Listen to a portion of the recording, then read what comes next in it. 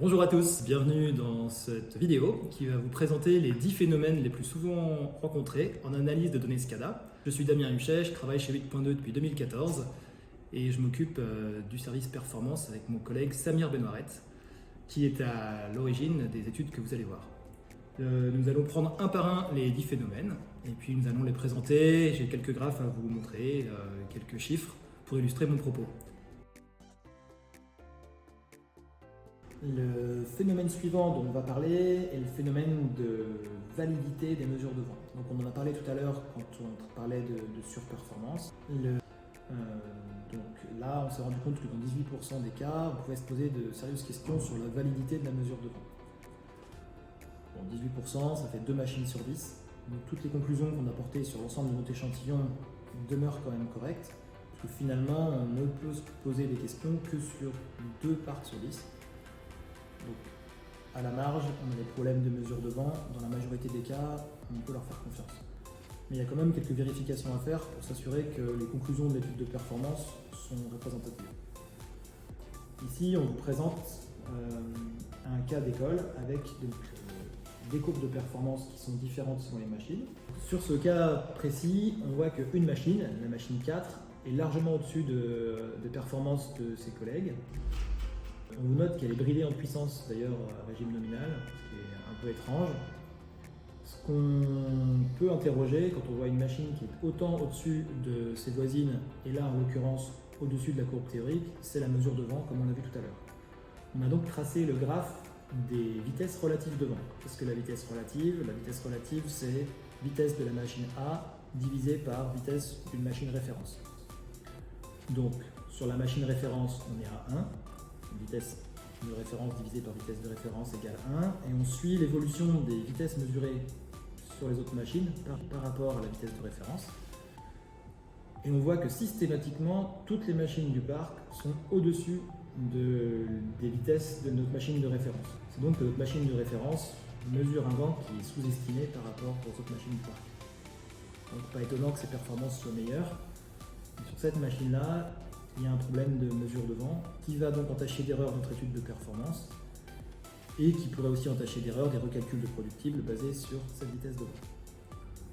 Donc là, typiquement, il y a peut-être un problème, comme on l'a vu, de turbulence ou un problème topographique, mais il faut s'interroger et il faut prendre avec des pincettes les mesures de vent sur cette machine en particulier.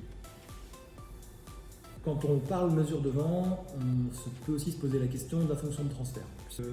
Le vent de la machine est mesuré à l'arrière de la machine, à l'arrière du rotor. Son écoulement est donc perturbé par les pales de la machine et leur rotation.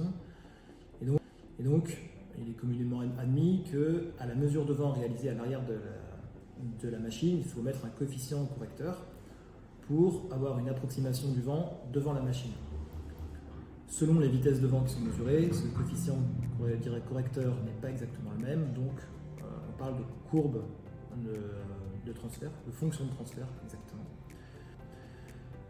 pour pouvoir recaler la vitesse de vent mesurée à l'arrière de la machine par rapport à ce qui est présent devant la machine.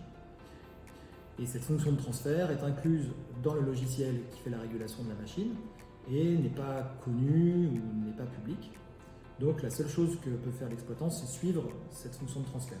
Comment? Bien, on a un exemple ici, on a regardé les performances de machines et on a regardé plus précisément leur performance, leur courbe de puissance mensuelle. Et on se rend compte qu'à une certaine date, les courbes de puissance se décalent vers la gauche. Donc d'un seul coup, on gagne de la performance. Qu'est-ce qui se passe?